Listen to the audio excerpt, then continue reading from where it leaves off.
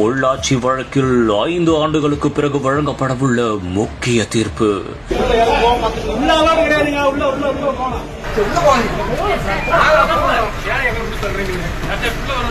கைது செய்யப்பட்ட 9 பேருக்கும் என்ன தீர்ப்பு வழங்கப் போகிறார் நீதிபதி?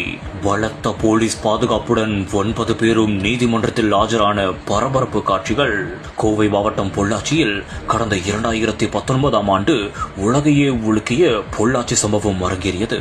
இதனால் பல பெண்களும் பாதிக்கப்பட்டனர். இந்த ஒரு வழக்கு தொடர்பாக சபரிராஜன், திருநாவுக்கரசு, வசந்தகுமார், அருளானந்தம், மணிவண்ணன், ஹேரன்பால், பாபு, அருண்குமார், சதீஷ் ஆகிய 9 பேர் கைதும் செய்யப்பட்டனர். இதன் ஒரு பகுதியாக கோயம்புத்தூர் கூடுதல் மகளிர் நீதிமன்றத்தில் கைது செய்யப்பட்ட 9 பேரும் தற்போது ஆஜர்படுத்தப்பட்டுள்ளனர்.